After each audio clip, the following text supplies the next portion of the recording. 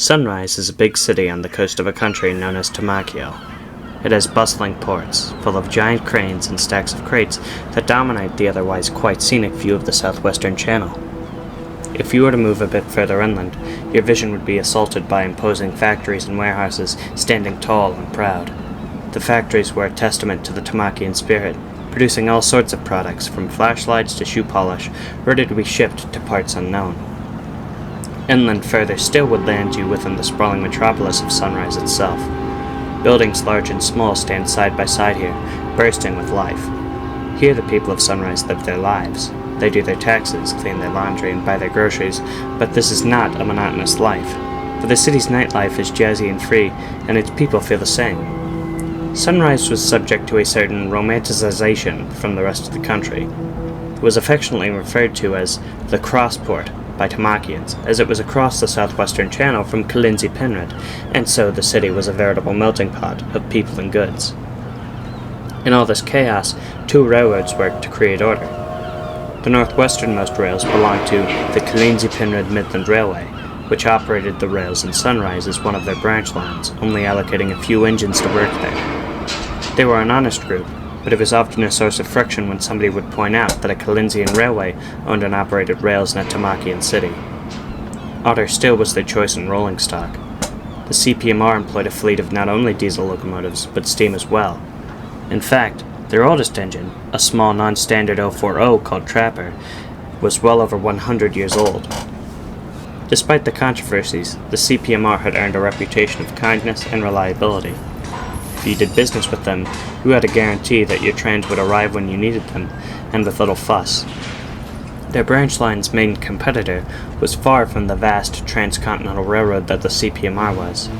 The Sunrise Transportation Company, STC for short, was a small but growing business.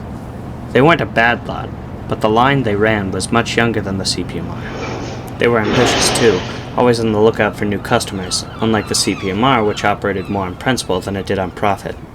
They were modern, recently commissioning a new class of locomotive called the K1, and they had their sights on the Sunrise branch. The roster outnumbered the Sunrise branches 2-1 after all. Union of Richabod was a little saddle tank. He was a quiet engine, and did his best to stay out of trouble. He seldom complained, and when he did it was in hushed whispers. The 1SS, for that was his class, had been working on the Sunrise branch for a few years. The CPMR couldn't spare many engines for the branch, and so poor Richabod was stuck doing the shunting work of 3. He missed the crisp air of Kalinzi Penrith, gliding along the line that connected Portaly with Tickfly with his best friend, Mary. Still, when orders came for him to leave home for Sunrise, he followed them without question. The 040 owed everything to his railway, and if they told him to go, he would go. Besides, he was glad to be next to the sea again. It was what his class was built for, so there was a certain catharsis in feeling the salty wind pass through his firebox. Presently, he was just putting the finishing touches on the yard when he heard the familiar sound of a whistle fill the air. In rode one of the passenger engines, a big tank engine named O'Branie. He was a 5SS. He was technically Union of Richabod's cousin, as both were built by Royal Turnfitch Manufacturing. O'Branie was one of only a few engines the CPMR had sent to work on this branch line, and felt overworked. To Richabod's chagrin, O'Branie was feeling talkative. The 060 rolled over to the water tower to get a drink, then began his lament.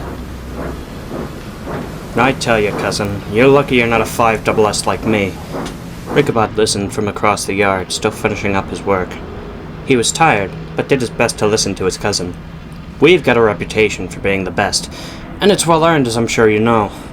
Richabod frowned as he puffed slowly over to the water tower. "But the manager expects me to work miracles. I'm not a damn bullet train, I've only my 6 wheels. Every time I pull into the station, I have to leave before my bearings can stop rattling."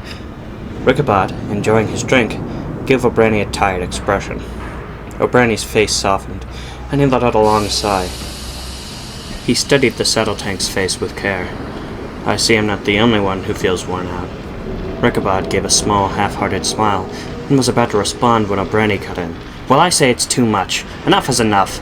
We need more engines. Control doesn't want us falling to bits.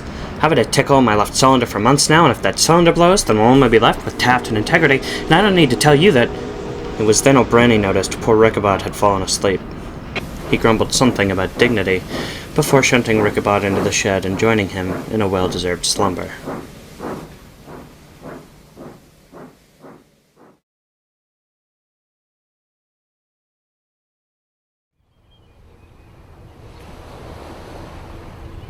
O'Brien had to start work early the next morning. The firelighter had lit his and Richabod's fire, as well as a 440 who had joined them in the night. O'Brien felt the water in his boiler start to simmer. "Nothing like a warm boiler to wake you up, eh?" he said aloud. The two engines beside him didn't respond. Their eyes were shut. They didn't even seem to notice that he was there. O'Brien felt hurt. "I said," he began, intent on getting the response he deserved.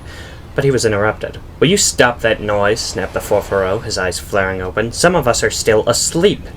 The 440's angry gaze turned to Richabod, who was still snoozing softly. Then they shot back to O'Brien. "The rest of us are trying to get back to sleep. Don't you need to get my coaches ready?" O'Brien glared back. The 440 was named Taft.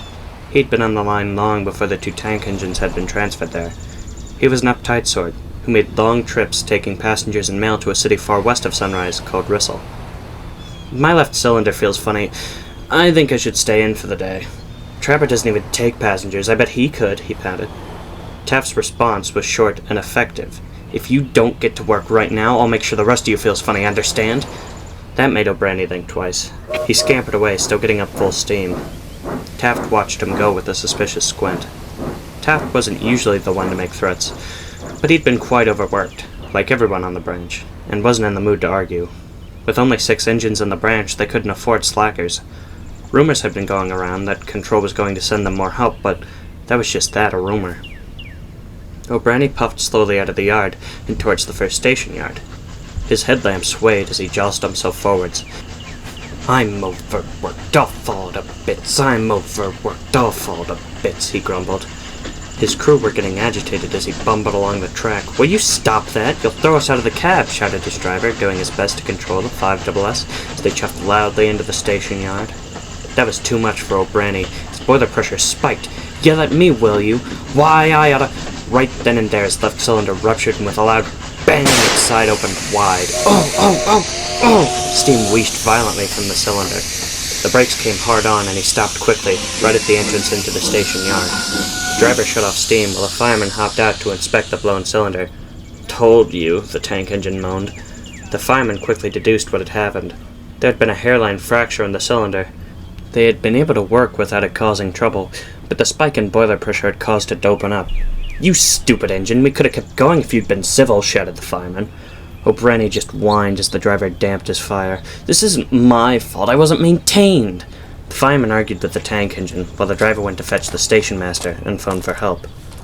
The loud bang had disrupted the sleeping inhabitants of an apartment building nearby, and the people trickled out to see what the problem was. They stared, staying a safe distance away. A few pulled out phones and took pictures, while some of the bolder got closer and asked questions. The station master came running out to inspect the damage. He was a tall, broad-shouldered Colensian, with a stern-looking face and a bushy mustache. The driver trailed behind, red in the face. The station master's voice bellowed over the small crowd as he addressed the crew. "I phoned the dockyard to make arrangements to replace—" He eyed the 5SS, whose coupler had suddenly become quite interesting to him. "O'Brien here." The tank engine's face turned pink with embarrassment. The driver, fireman, and station master quieted the crowd, and slowly they dispersed.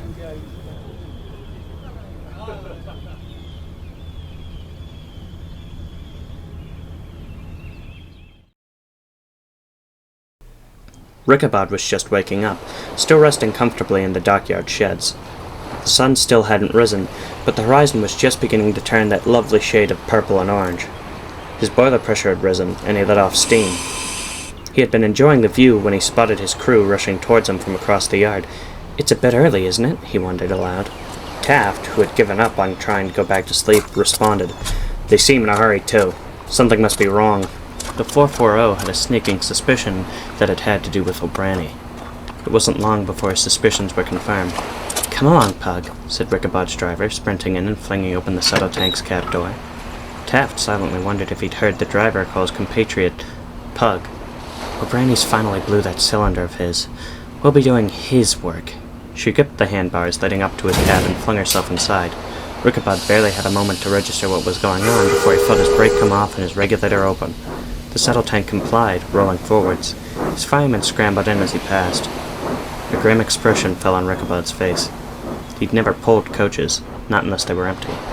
O'Brien had always made it sound so difficult and important. He didn't want to make a fool out of the Sunrise branch by giving his passengers a bumpy ride. What if they complained? What if someone got hurt? As he rolled out of the dockyard, he wheezed nervously. His fireman, checking his gauges, scratched his head. "Something's got him spooked, I think," he said, turning to the driver. She nodded her head. "I had a feeling. I'll talk to him." Opening his cab window, she leaned out.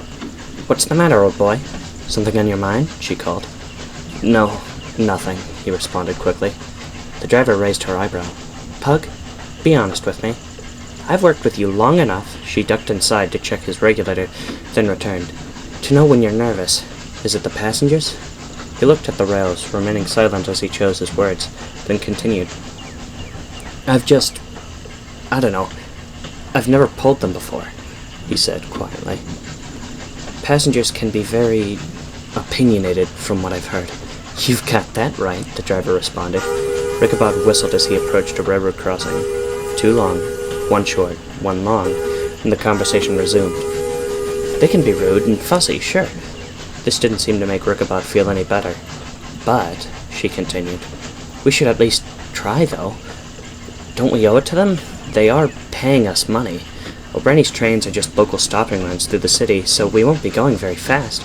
Besides, I'm sure they'll understand if your first outing is a bit rough." Rickabout wasn't sure how understanding they would be, but he knew she was right. It was his responsibility now. "I'll do my best," he said softly. He gave a whistle and rang his bell as they approached the station yard. He could see O'Brien's back. He was still sitting where he'd broken down. He, his driver, and his fireman were making idle chatter with each other. His left piston rods and such had been removed, and they'd used the tank engine's cooling boiler to make themselves some coffee. The crew noticed Rickabout and set their cups on their engine's headstock. O'Brien let out a pained sigh as Rickabout came to a gentle stop just before his rear coupler. "Come to take me away, have you?" he groaned. The two crews exchanged pleasantries and gave O'Brien a final once-over to make sure he was safe to move. Rickabout nodded. "Just to that siding over there. I'll be filling in till you get better." "Well, cousin," O'Brien paused impressively, "you've got some big wheels to fill, but I know you'll do your best. Maybe some time away from the coaches will do me some good. I've been a bit big in the smoke box lately." The two engines chuckled. With an all clear from both crews, Rickabout coupled into O'Brien and shunted him into a siding close to the station. The 5SS described his duties while Rickabout got the morning trains ready. Getting the coaches and mail cars ready in the morning for Taft, then pulling the early morning run from North Joe Street, that was the station they were at, down to Little Colenzi. After that, the train went further up the line to McKay Stretch, and so on and so forth until they had come full circle. Then the train would run again. He also gave some tips. "Be polite, and on time, obviously, but remember it's not a race," he said sternly. "These people, they don't know their place, especially the cars. We engines should always have the right-of-way," he said, as if the rule was designed for him specifically. "Thing is, it doesn't always work out that way. Some of our rails go through the center of busy roads, and these road hogs think it's a great idea to race us." O'Brien's face darkened. "They'll cross in front of you with nary a honk, so be careful." Rickabout gulped as he finished his shunting. People were already at the platform. The saddle tank backed into a large silver-blue, double-bogied coach as gently as he could, then pulled it to the platform. The coach looked modern, at least compared to the steam engine pulling it. It had comfortable chairs seated on both sides, each with a matching window. Above each seat was a small area somebody could use to store their belongings, and a pull cord. The cord was attached to a bell that would ring loudly to let the crew know that somebody wanted to get off. Towards the tail end of the coach there was a vending machine, though Rickabout had no idea what was inside. As they puffed to the platform, the waiting passengers looked up from their newspapers, phones, and other distractions. They casually talked amongst themselves. A smartly dressed Tamakian looked at Rickabout, frowning, then spoke to a woman next to him, dressed in coveralls. "Great. When LeBrog texted me saying that the engine that we normally traveled behind was busted, I'd hoped we were getting a replacement. Looks like they fixed it." The woman looked at Rickabout as well, then pointed to his saddle tanks. "No, this one is different. See that big curved thing on top?" The other one didn't have that. It had those huge rectangles on the side. Her gaze fell to the siding where O'Brien was. He'd been listening intently. See? There it is! Oh, poor thing. I hope they fix it. She gave a pitying look to the 5SS, who blushed. Richabod said nothing, but listened intently. Another man joined the conversation, getting up from a bench and slinging his bag over his shoulder. Why? It's so old. I hope they finally replace these trains with something less... The smartly dressed man chimed in, glaring at the engine's coal bunker. Messy? Yeah, man, messy. Loud, too. That damn bell always scares the hell out of me. That smoke can't be good to breathe around. These old engines are such an eyesore anyway. Richabod's face fell. He looked like he was going to cry. O'Brien, on the other hand, was silently fuming. He wished he hadn't blown his cylinder. If he was pulling that train, he'd have given them such a scolding. The woman in coveralls spoke up. Well, I think it's pretty. I love looking at those, whatchamacallits on the wheels there. She pointed to his pistons. It's fascinating, right? Before the conversation could continue, the conductor strode out of the office, followed closely by the brakeman, and unlocked the coach doors. The brakeman walked past the chatting passengers and up to Richabod.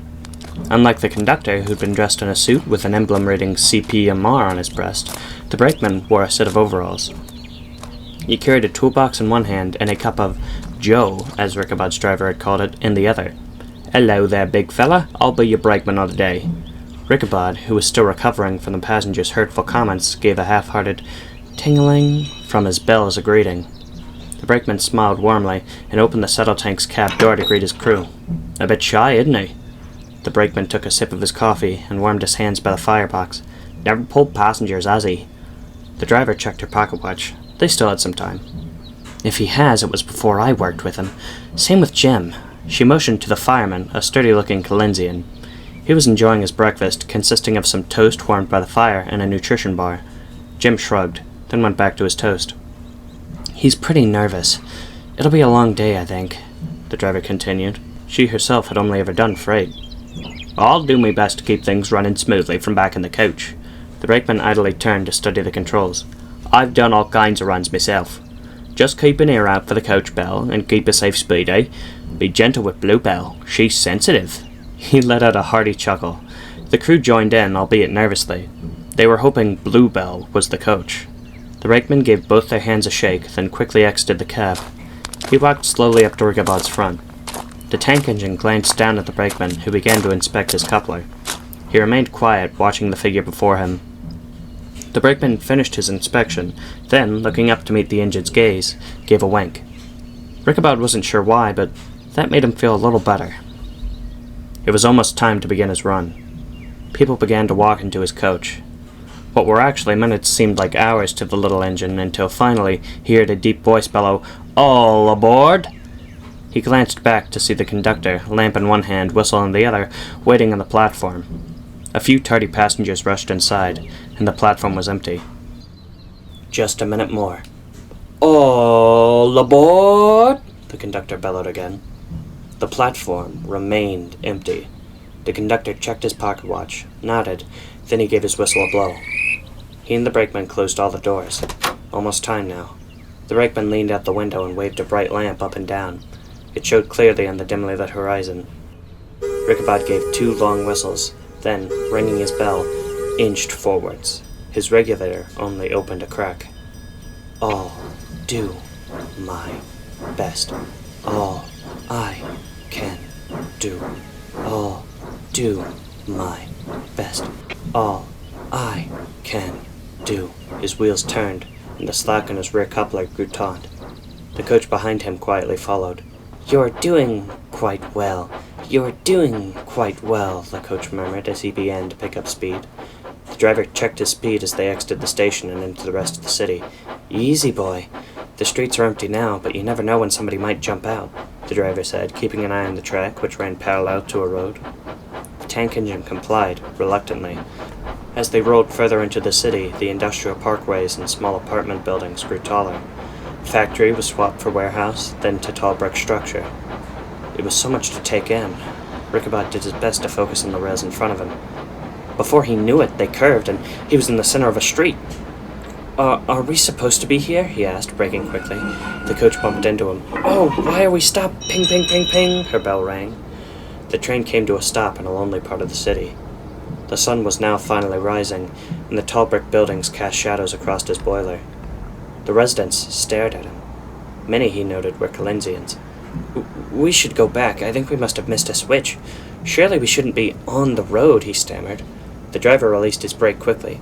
We're on the right track, you silly engine. This line runs through the city, remember? Some of our rails go through the road. Now let's go, we can't be late on our first run. She opened the regulator. The engine began to move again. If you say so. If you say so, he wheezed. The train got underway. The coach rattled behind. I hope we're not late. I hope we're not late, she fussed. A few people were out and about, but they all stayed out of his way. When he saw them, he gave them a small peep peep. Most of them waved at him, especially the kids. There weren't many cars here, and the ones he saw gave him plenty of room. This isn't so bad, the tank engine said as his track curved and left the road. The rails were once again packed with ballast. He saw the next station up ahead. He happily pulled the train up to the platform, then gently he brought it to a stop. He gave a long whistle, and both passengers and crew got out. Rickabout smiled. He'd never been this far down the line. This station was called Little Kalensi, he noted. This is quite nice, he said, letting off a bit of steam. His driver stretched, then leaned against his side. Yes, it is. We're in Little Kalensi right now. I actually live in this borough of the city, and I love it here. It's a lot quieter than the rest of Sunrise. Most of the people here are from Kalensi Penrod. Is that why the buildings are all old? I've never seen anything like this by the dock. Exactly. You know Kalensians, they don't replace, they repair. That's why you're here. She gave him a pat on his smoke box. Rickabout was thankful for that. He and his friend Mary were meant to be scrapped when the CPMR bought them. If those Kalensians hadn't shown up.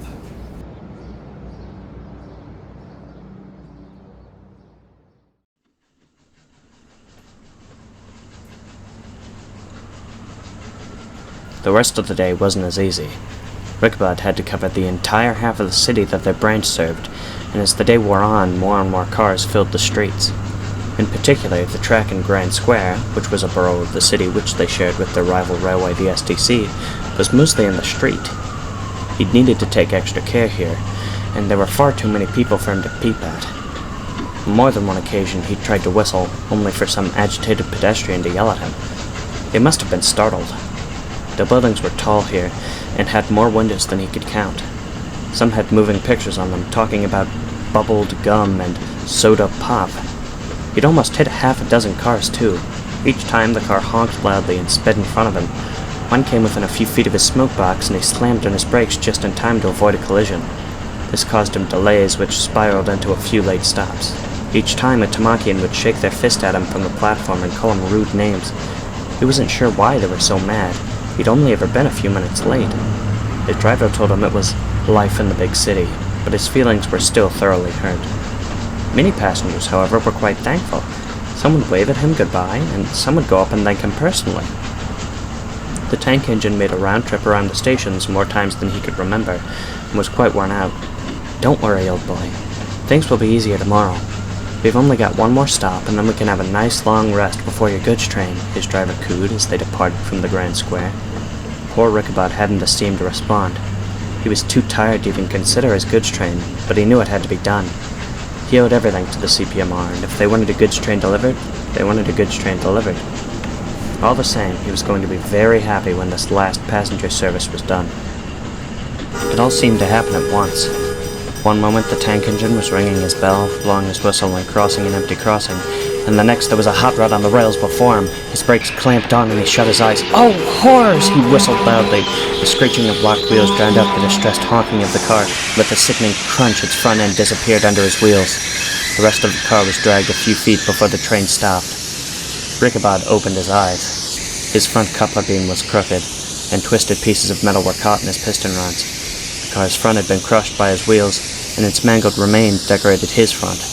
A fancy, expensive-looking exhaust tube had punctured his tank, and water was leaking under the ground. Rickabout let off steam in an alarming way, and his fireman shut off steam and damped his fire.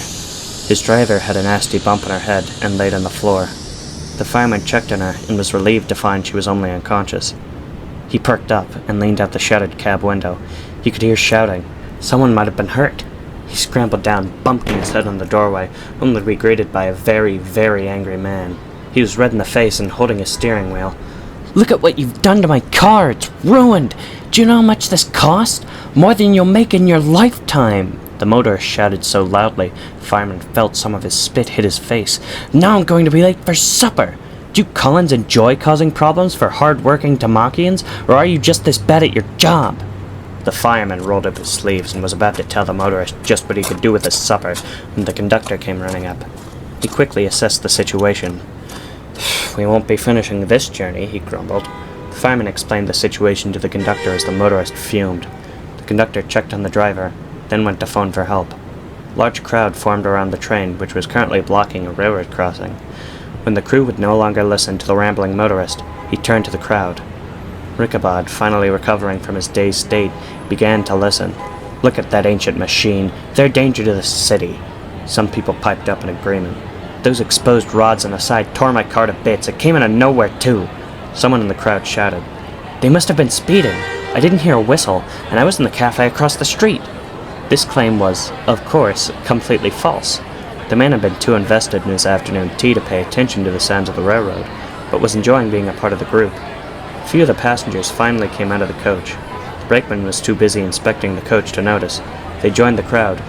"You were the one who was speeding. We saw you tear by us and turn as we crossed." They tried to set the record straight, but the motorist had already whipped the crowd into a frenzy. "I've never had problems with the STC. They don't run these big noisy things," said one. "Yeah, and they're never late," said another. "We should get these clunky engines banned. I saw one this morning. It woke me up when one of its piston things exploded." Richabod sulked quietly as the crowd rallied against him. He had never interacted with the STC before. All he knew was that they operated in the other half of the city. He didn't really care who they were, he just wanted to be away from all this noise. His smoke box ached and his rods creaked as they settled. They were bent out of shape by the car. He missed Mary. She'd know what to do. She was still in Colinzi Penrod, and he wished he could rejoin her. Instead, he sat as the crowd prattled on.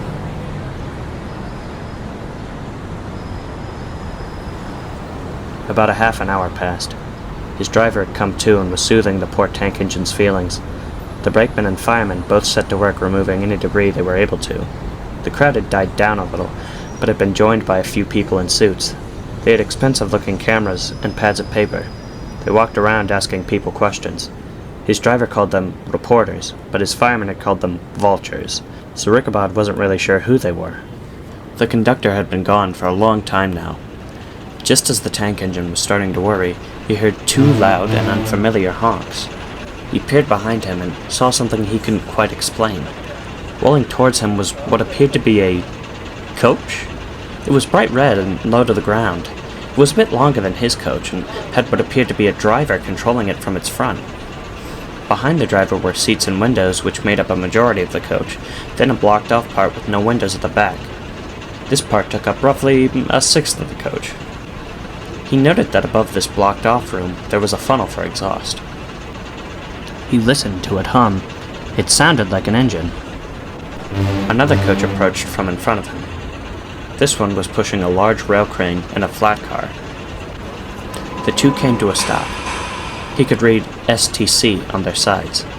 They looked at him with smug pity. "Poor old engine," said the one in front. His side labeled him STC number 1. "Looks like he's passed it, A1," said the other from behind Richabod. This one was labeled STC number 2. "Won't be long now, too. We'll be coming here much more often," said the first. Richabod found his voice. "Excuse me, how are you coaches moving with no engine?" He barely had the strength to ask. "Hear that one? He thinks we're coaches," said STC number 2. "Thinks we must have just rolled down here." The other chimed in. "Maybe we were pushed by the wind. Shunted by a handcar? Maybe we were pulled by a horse." STC number 1 laughed. Richabod wasn't sure, but he thought he was being made fun of.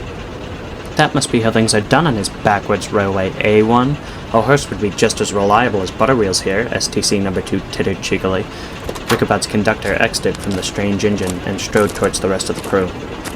My name's the Union of Richabod. The saddle tank frowned. He was very proud of his name. Well, for your information, Union of Richabod, we're rail cars, said STC number 2. STC number 1 cut in. I thought we were trolleys. Or streetcars? Either way, it doesn't matter. The point is we're here to clean up after you. Your rink-a-dink branch line couldn't spare anyone. So I'm going to take your passengers home while he, STC number 1 glanced forwards at STC number 2, is going to put you on that flatbed and get you out of the way. You know, so real engines can use the track? Real engines? Richabod fumed. He didn't appreciate that comment one bit. And just where are you going to take me? STC number 2 yawned in a bored way. I'm gonna tuck you away in a siding down on North Joe Street where you can't do any more harm. That is if your buttery wheels don't slide right off the flatbed. His doors opened, and the work crew got out. They set to work immediately, clearing any loose debris and attaching strong chains to Richabod so he could be lifted. STC number 1, on the other hand, coupled up to the coach, whom the conductor had ushered the passengers back inside of. The coach eyed the rail car with suspicion. Oh, don't worry, love. The ride's gonna be a lot smoother behind a modern engine, he soothed. STC number 1 tried to pull the coach away, but his wheels spun helplessly. What the? Unbeknownst to anyone, she'd screwed her handbrake hard on. It should be noted that this particular coach had a habit of slipping her handbrake on when being pulled by engines she didn't care for. Normally this wasn't a problem, she could still be dragged, but the railcar simply could not get her to move. He revved his tiny engine. Come on, get moving, you! They wouldn't move an inch. Some modern engine, the coach giggled quietly. Richabod watched the situation unfold as he was loaded onto the flatbed. He said nothing. You'll be seeing a lot more of us, coach, so you'd better get used to working with me, STC number 1 fumed. The brakeman greased her handbrake, then using a big wrench, he slowly released it. Finally, the railcar and coach began to move. Richabod thought about that last comment as he finally came to rest on the flatbed. The crowd, which by now consisted of only a few reporters and a handful of concerned citizens, watched in amazement. Seeing a wrecked 1SS being lifted and carted away by a fancy modern railcar, one from a rival railway no less, was a powerful image. Pictures were taken and videos filmed as the neighborhood class railcar pulled away.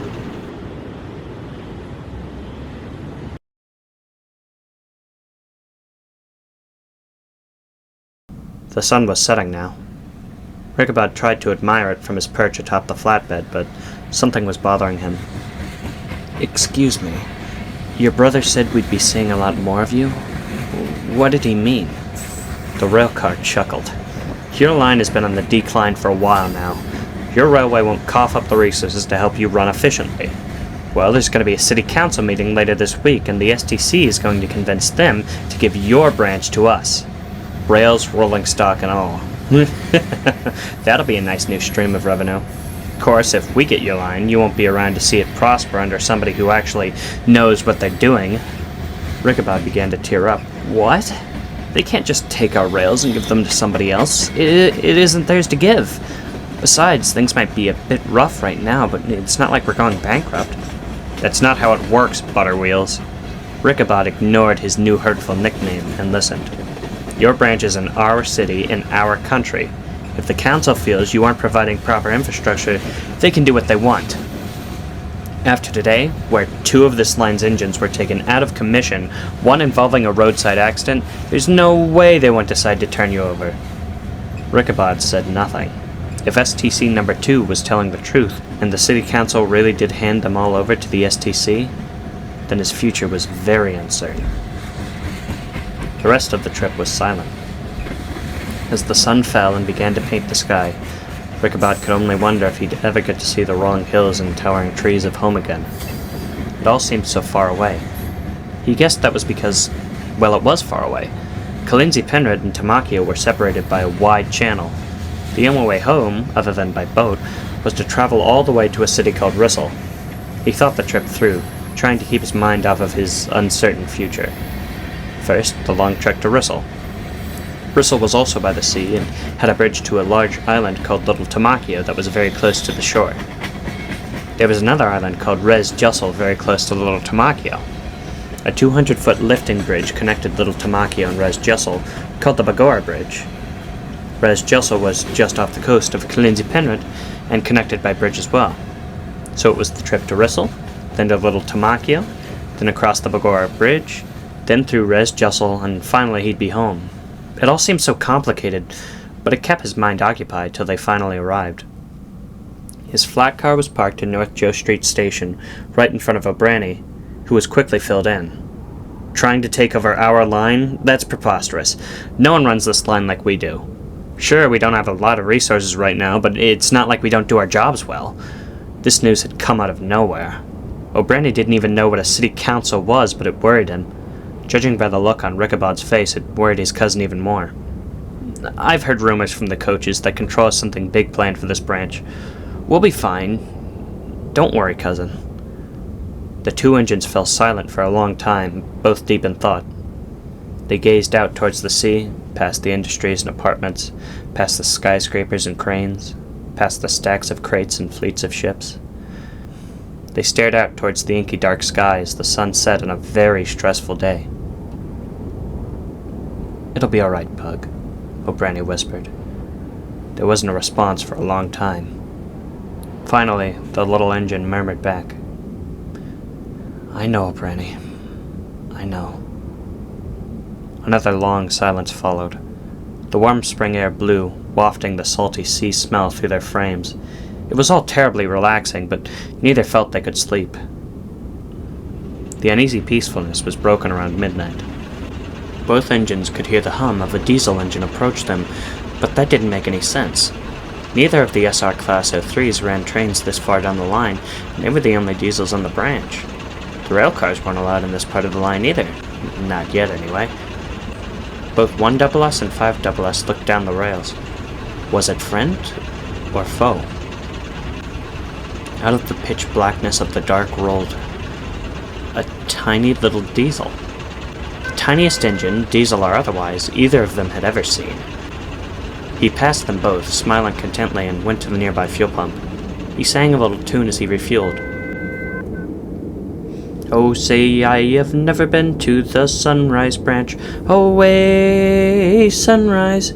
But it's so pretty here that I think I could dance. I'm bound for the Sunrise Branch." The two engines were completely speechless as the little diesel continued to sing to itself, not a care in the world. O'Brien, however, could never stay speechless for long. Hey, you, Diesel." The diesel stopped singing, then looked over at the two.